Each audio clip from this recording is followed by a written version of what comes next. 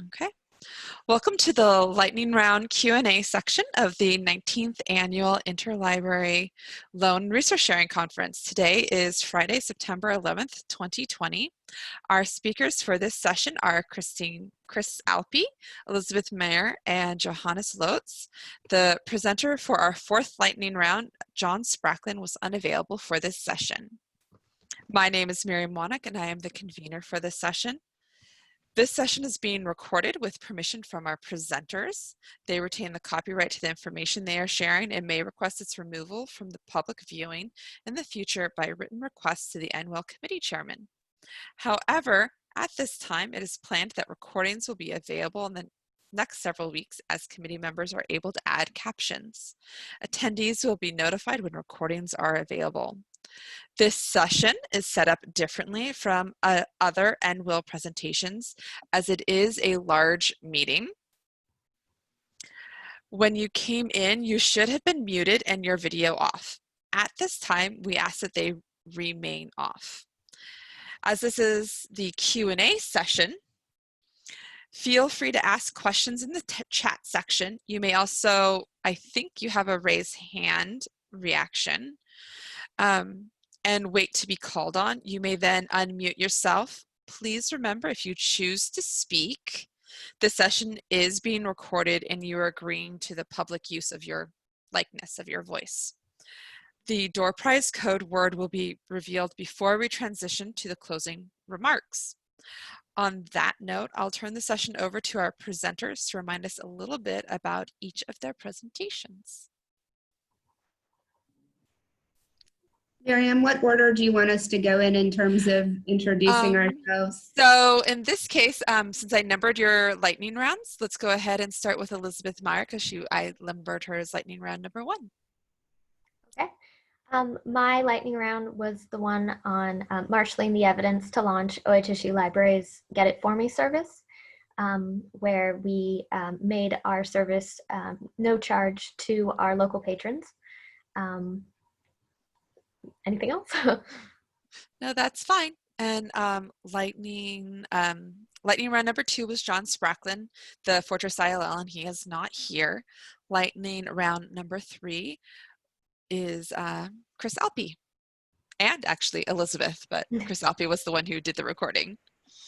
Hi, everybody. So I'm Kris Alpi. I'm the University Librarian at Oregon Health and Science University. And kind of fitting with the theme we've had today about talking about COVID-related changes to resource sharing quite a bit, the lightning round that Elizabeth and I presented was about a multi-institutional research project across health sciences libraries that we're planning to kind of better understand the resource sharing impacts and changes, both kind of in the short term and potentially in the longer term, and the collection building impacts related to COVID-19. I also want to kind of give a shout out to Johannes's work in this, because part of the reason that this research project is structured the way it is with 15 library staff from around the country is because it's also a research mentorship opportunity for how to do interinstitutional research projects in the Medical Library Association. I'm a past chair of its research caucus, which really does want to bring along future researchers, and interinstitutional research has its own challenges, some of which we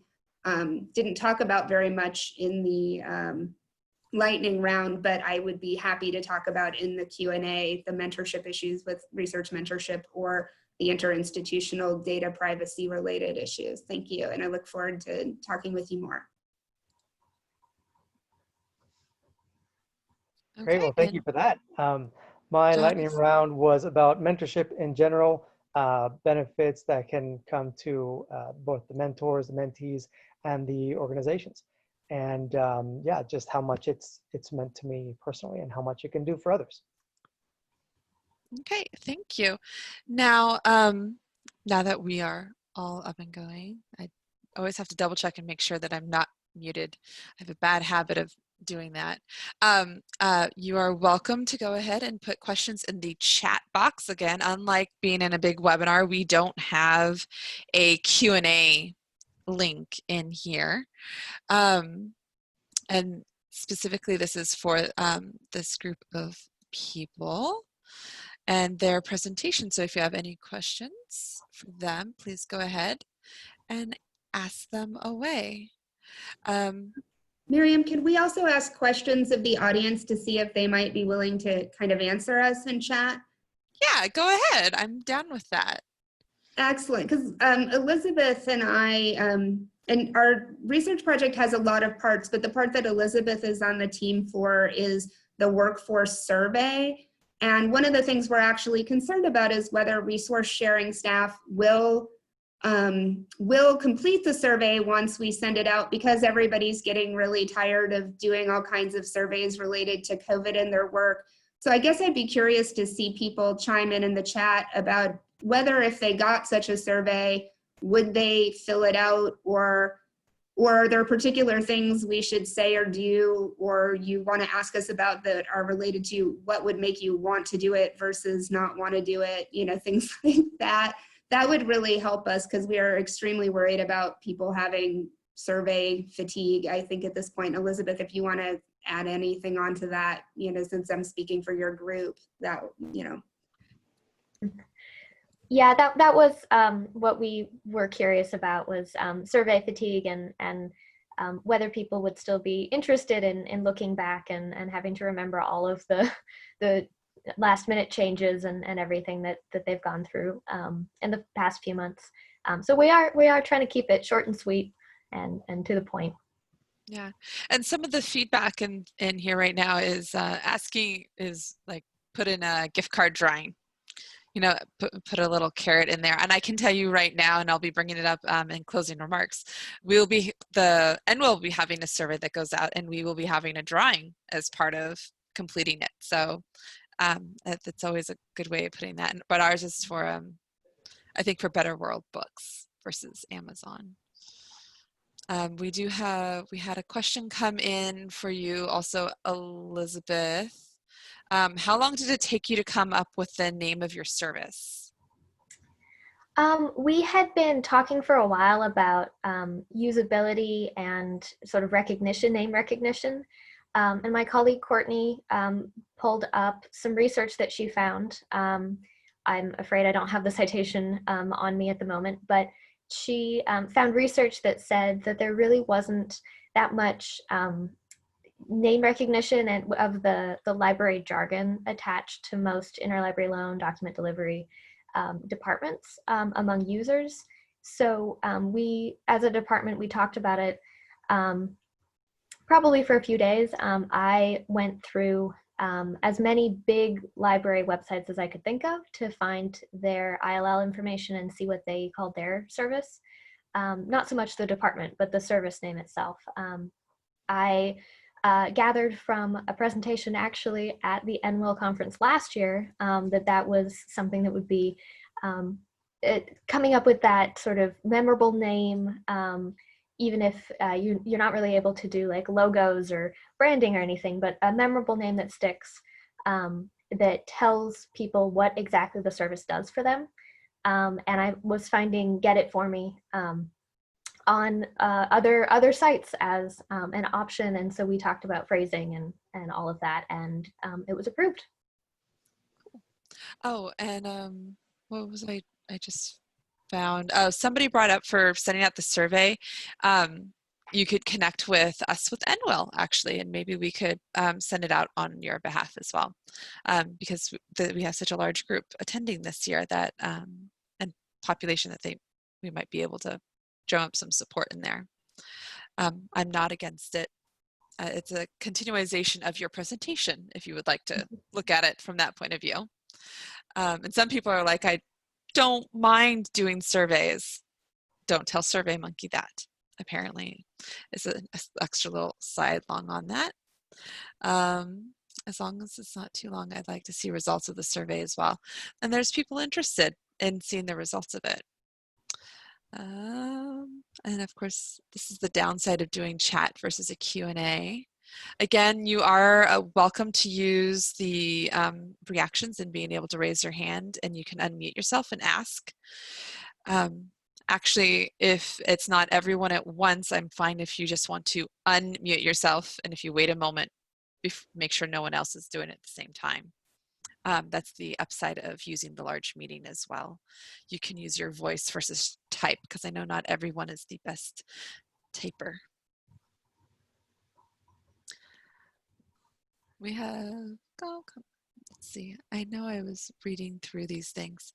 Does anyone have any questions about mentorship? I know mentorship is not, I know somebody said they were really interested in mentorship and was really enjoyed Johannes's presentation.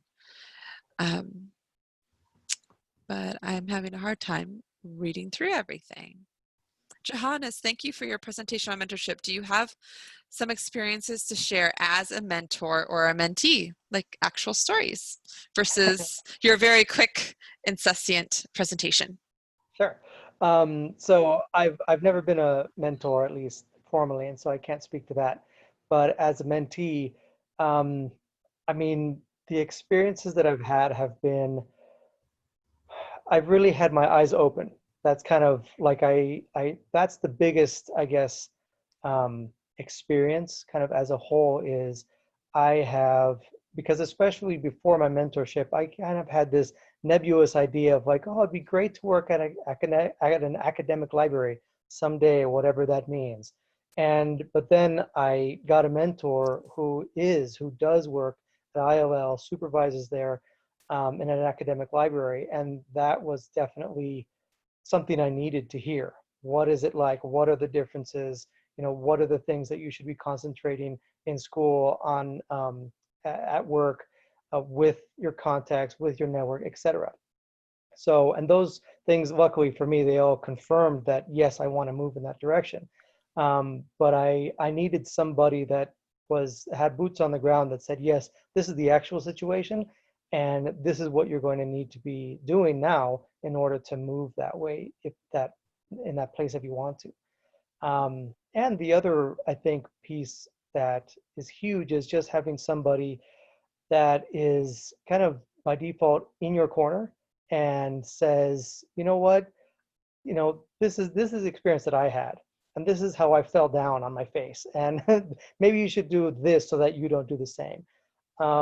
And it's been really wonderful to have somebody with the support who said, you want to present at NWILL? Yeah, go for it. It's going to be great. And I'm like, no, but what if I die? And it just, and they just, it was so wonderful to have somebody say, no, they're all humans. They're really nice, all that sort of thing. And it turns out it's very true.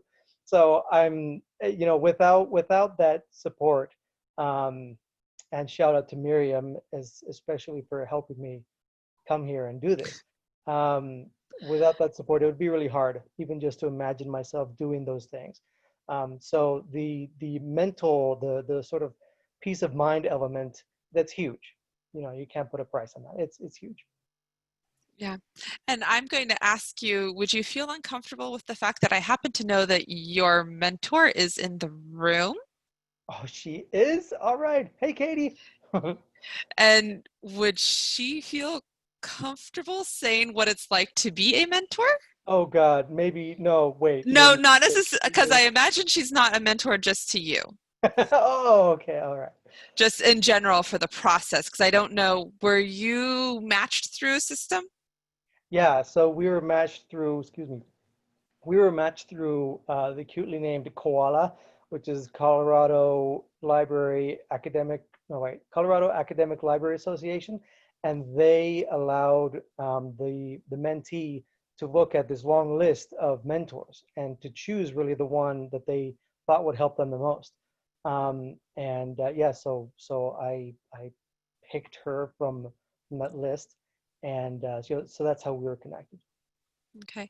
And she does say that she's willing to talk. So Katie, Okay. if you would like to unmute, and if you have a video, you're welcome to show yourself as well.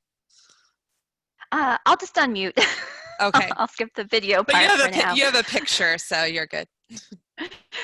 I have done mentorship programs through the CAL, the one that Johannes just mentioned, and also through NASIG as a mentor. And then I've done several other programs as a mentee.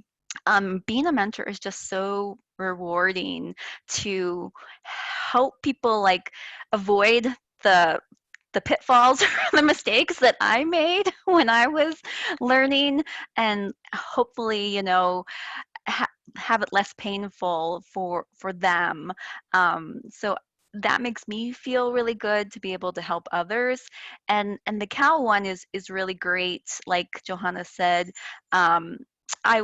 was able to see potential mentees, and the first one that I was actually proposed to me, I didn't think was a good fit. And so then being able to say, okay, I don't know necessarily if I'll be successful as a mentor for this person. And I think that was really a good aspect of that mentorship program, because I think too often in mentorship programs, people are put together and it's just not a good fit. So being able to have some information up front and see like a bio or see what they're interested in, and see like, well, could I really help them? And I have to say, Johannes has been amazing to work with because he is so proactive. So if you are thinking about being a mentee, and he said this in his recording, is, you know, bring to the meetings like what you want out and be proactive and come with questions and help drive the mentorship program. And I think that has really helped, I think, our relationship. So I have two questions that showed up in chat here. First, is there any information on the mentor program? And for one, that thing I will say, NWILL does not have a formal mentor program associated with it, but I know that Johannes, in his presentation, he had several examples in his slides, and I believe I attached his slide file to the schedule, the sched. So if you just didn't want to listen through, you can just watch through, and it is there. And you should be able to do, dare I say it, a simple Google search to go find those associations. And is the mentorship program part of work time or outside work time? And I guess that kind of goes to the two of you. And I don't know if Kris or Elizabeth have also been part of mentorships in the past as well.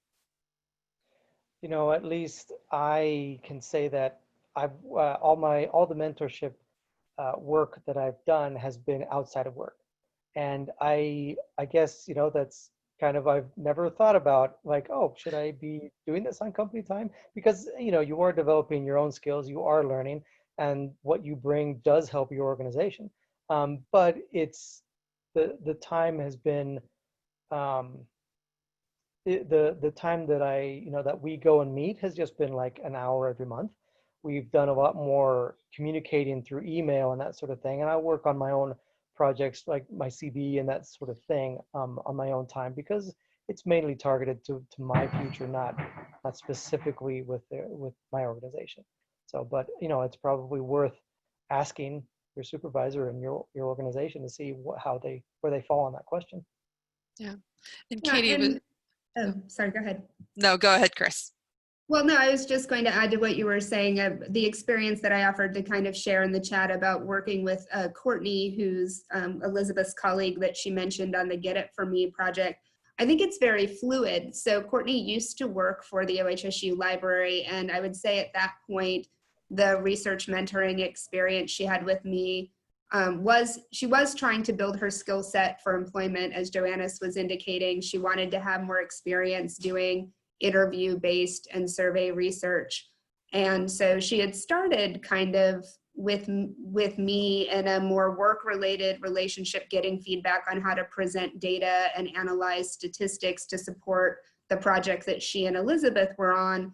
But that work-related mentoring that was specific to a specific kind of project was what led into the mentoring relationship, which was more in depth. And while she was still working at OHSU, it was on work time, but then she graduated, left OHSU and went to other employment. And then we had to negotiate how to do it outside of work time for her. And it was definitely harder to do it outside of work time, because it really does then take that commitment out of your personal life. But I've definitely had it been successful in both ways. And Elizabeth, I don't know if you have anything you want to add to that, because you kind of lived through it all with Courtney. You know? I was going to comment, and Katie put in the notes, that it's part of her work time and counts as service as an academic librarian. And I was going to comment, it's not uncommon, I believe, for it to count as part of the workday for the mentor, but it's fairly common, in my experience, mentees often are going out and searching for the mentors and doing it on their own time, depending on where you work. If you're in a big academic situation, sometimes you're paired up, especially if you're in a librarian position. But if you're in a paraprofessional position, often there isn't the same type of support. I also know that Johannes has just started his MLIS as well, and I think that having a mentor for that is excellent. And great work in a lot of ways. I will point out that it's now 1:59 and we're going to attempt to actually keep moving along in our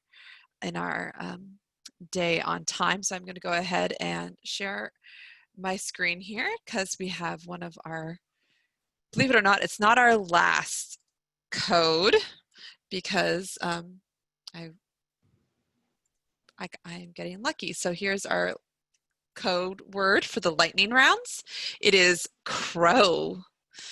Again, that is crow, and it's weird because I can't copy and paste that code into that right now, but I'm sure I have a committee member somewhere around who will do that for me, because it doesn't like to let me do things like I want to do it. And I'll go ahead and stop my screen share for that. It's crow, and there's the actual URL. And there we go for that one. So now, as I am going to transition over here for lots of things, and it is now 2 o'clock. So we are officially at our time to transition to, believe it or not, closing remarks. Miriam, So, could you put the URL in the chat? Oh, yeah, sorry, now I see it. it's there now. Thanks. I had to unshare to get my chat screen back up.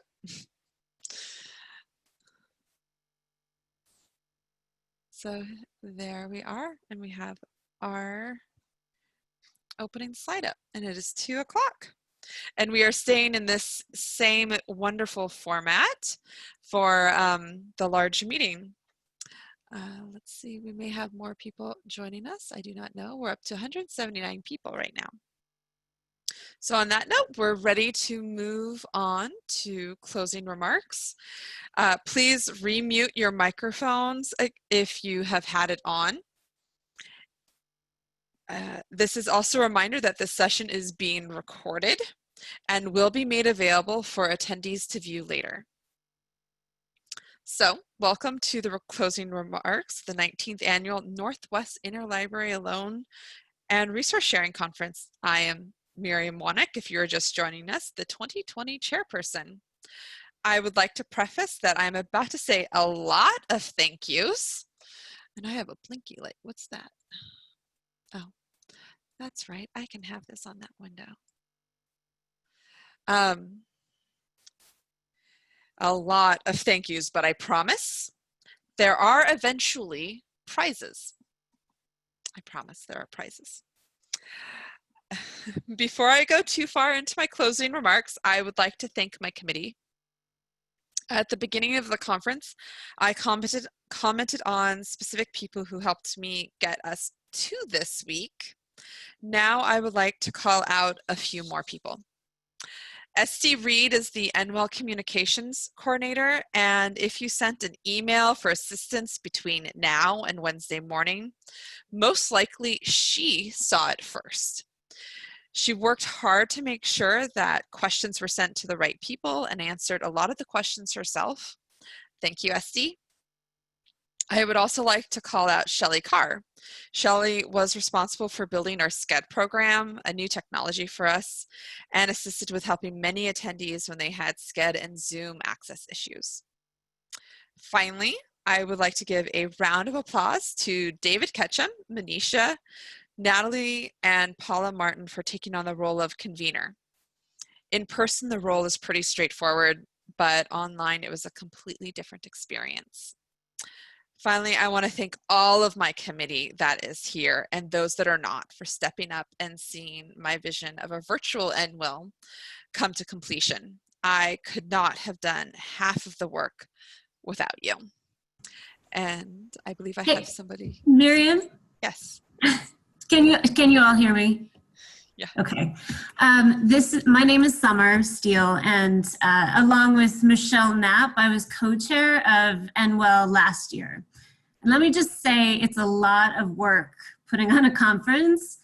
And I want all of you to know that NWILL 2020 happened because Miriam believed that we could do it.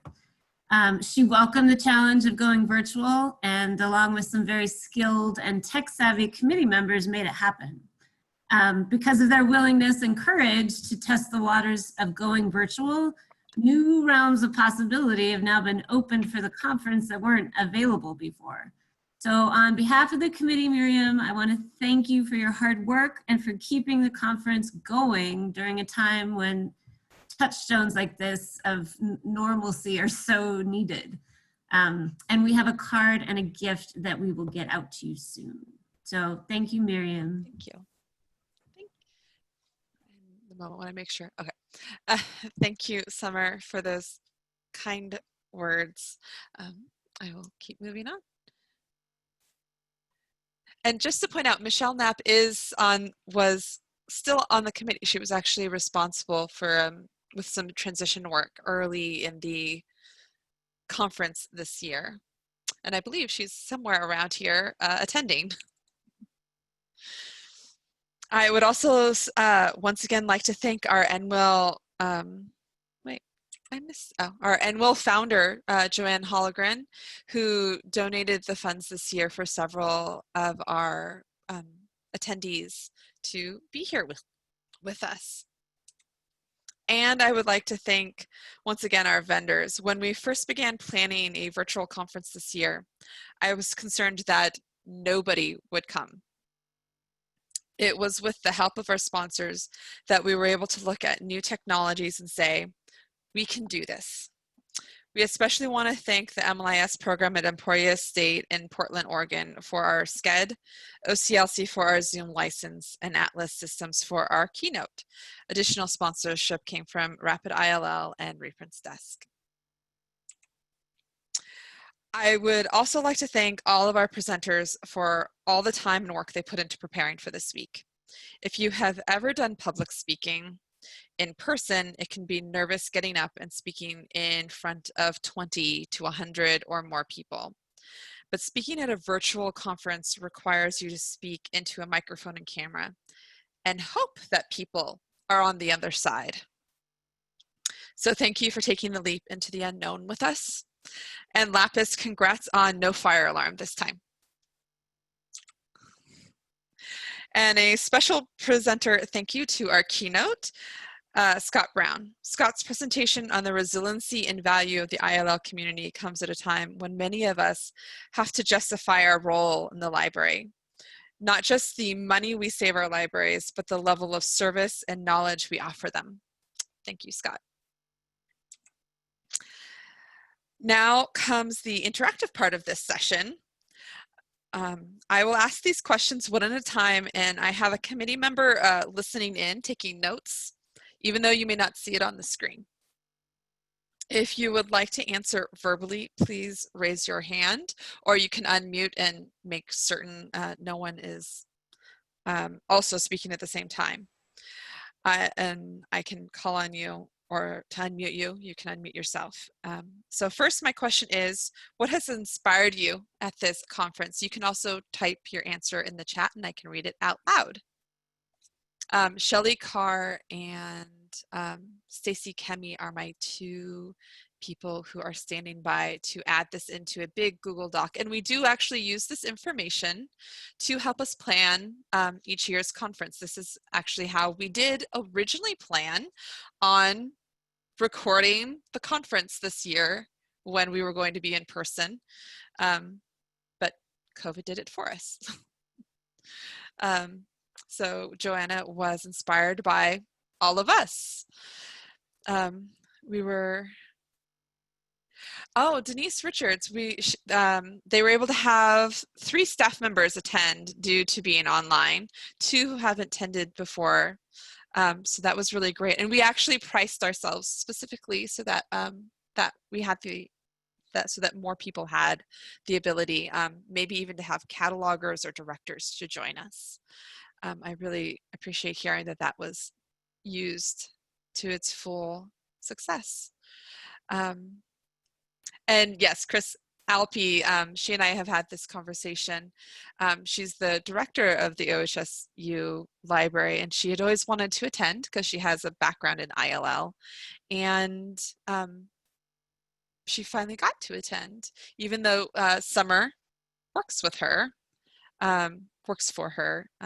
She hadn't had a chance to come in the past.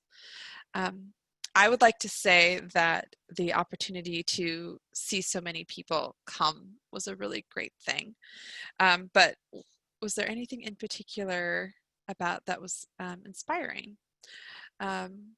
First time attendee as well, only able to attend because it was online. All of San Diego State ILL staff were able to attend. We have never been, and we're so excited to be able to be here this year. Inspired by the sessions. I'm hearing attendance was a great inspiration. What highlights will you take back to your institution? Was there any single, so I'm moving on to question 2. Was there any specific session that really called home to you, that you felt like you would love to, the copyright discussion was eye-opening. So the Cantu presentation. I don't know, who was, and now I'm trying to remember. I've had 11.5 hours of sleep in the last 3 days. Who was Maya? I don't know how many people attended that. I imagine it was somewhere around 300 or more people were in that one. And the silver one. Can I admit that I scheduled those on either end of the conference because I knew they'd be popular? Oh, and the automation. Yes, and silver, the Cantu and silver.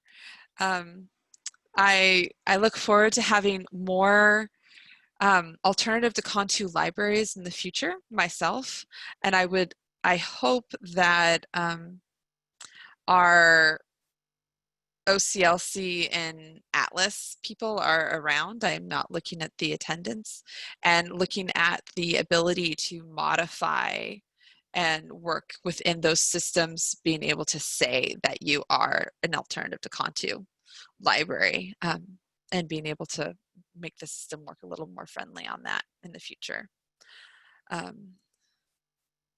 It was a kickoff to the conference. Yep. Oh, and really enjoying Scott's presentation.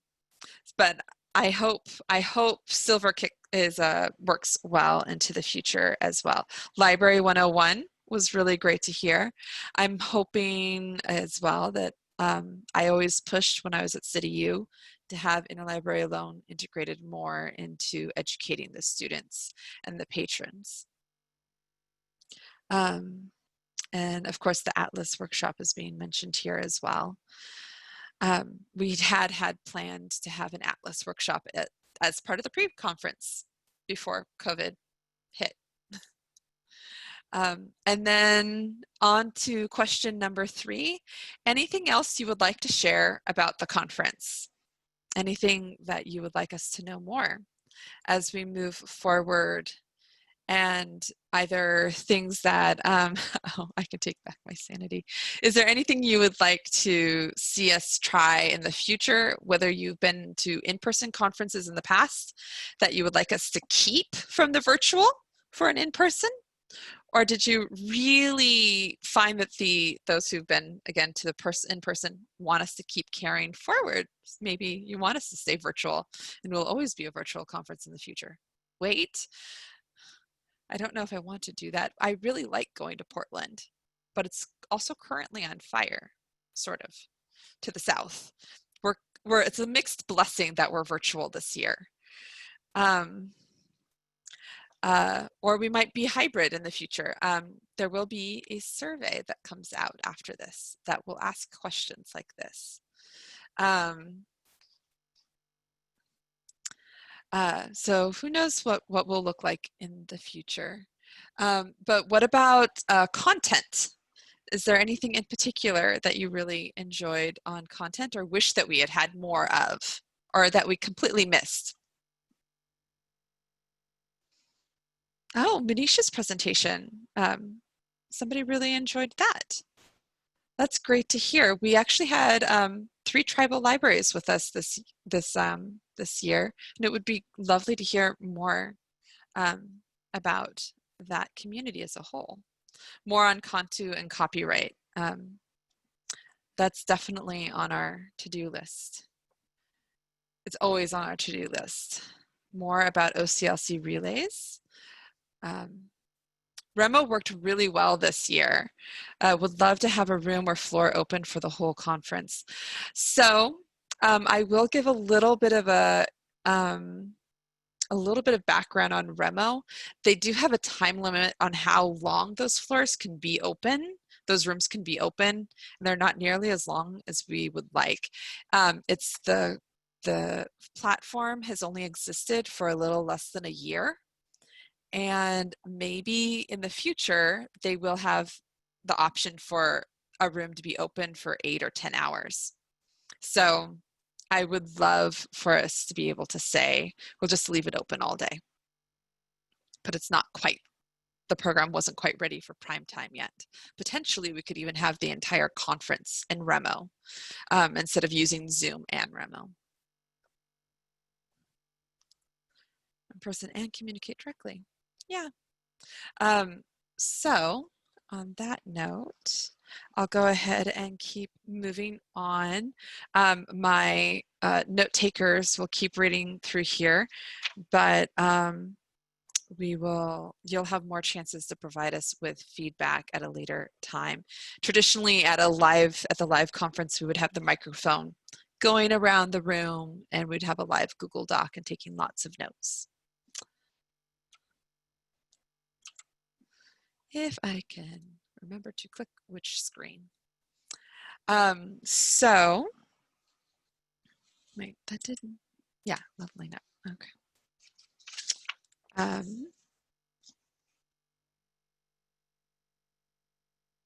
I want to thank our attendees also for going through the technology adventure with us this year. As a first-time virtual conference, we were learning about Zoom and Sched from the developer side for the first time, and we appreciate your patience with unexpected difficulties.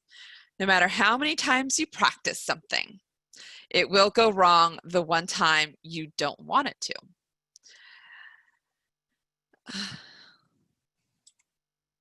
And now my little comment about providing feedback in the future.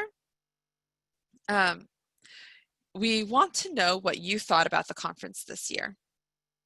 Early next week, all attendees will receive an email to our survey.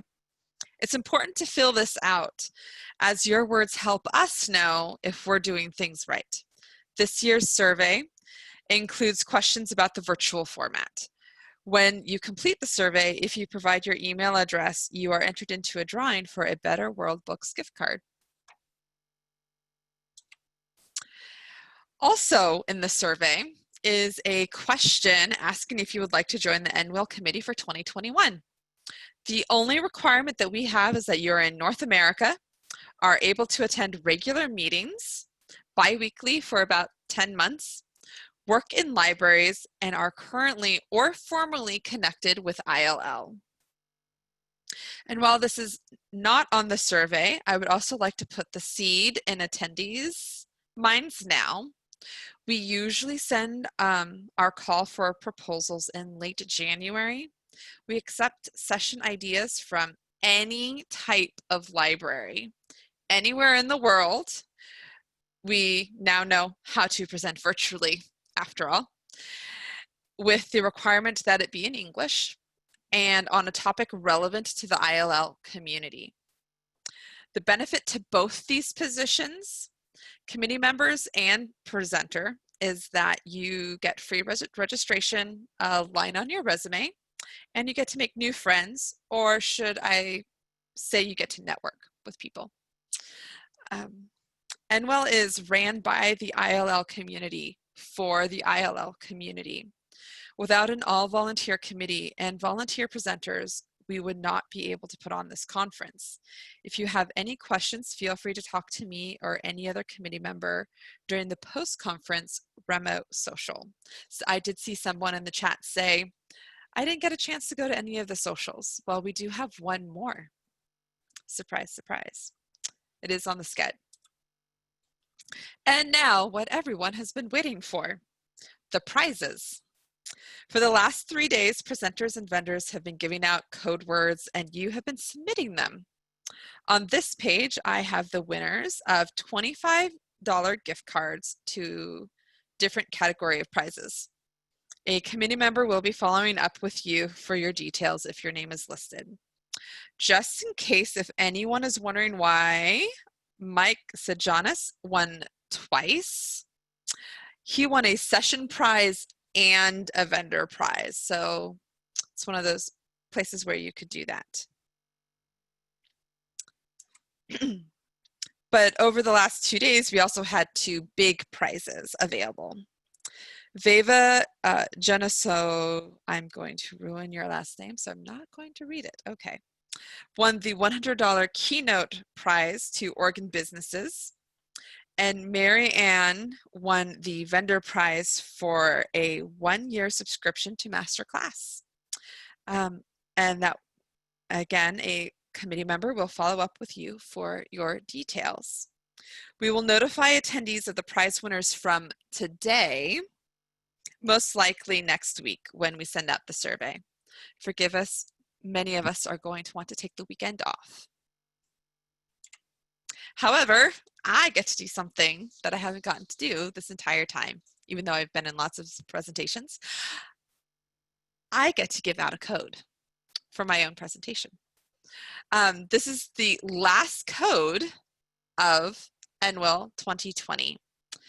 And it is, and for some reason it says rebuilding the ILL department. I know I retyped that.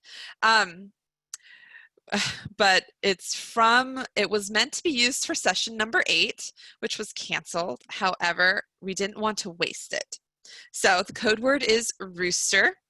And I'm hoping maybe one of my committee members can copy and paste the URL in if people haven't bookmarked it already. And thank you, somebody wrote, they love the pictures for our code words. One of my committee members found those, and so we went with a theme. And we have them cited even. And on that, I'm really looking forward to finding out who won our grand prize, because this is the last one you need for free registration for the 2021 conference. Because if you entered all of the session codes, that is the grand prize.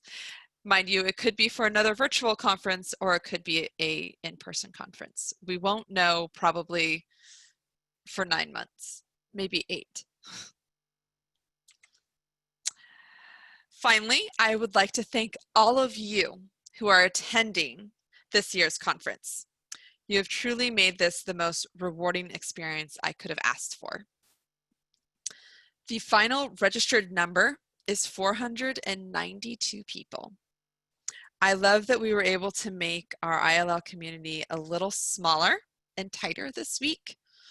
And I hope you had a chance to meet each other in the Remo social space. If you haven't, we have a post-conference social room after these closing remarks so that you have one last chance to say hi to someone new. And now, a save the date for the 20th. Save the date. NWILL is optimistic that we might be able to see each other again in person someday. And we have reserved the PCC Sylvania campus for September 2nd and 3rd, 2021. The upside of this date is the following Monday is Labor Day. So if we are in person, you can spend a long weekend in the greater Portland area. Hopefully, it won't be as smoky by then. On that note, I officially conclude the 19th Annual Northwest Interlibrary Loan and Resource Sharing Conference, and I hope to see you all again next year. And for those who still feel social, you are welcome to come hang out in the Remo for a little while. If I'm going to go ahead and stop recording before I forget here.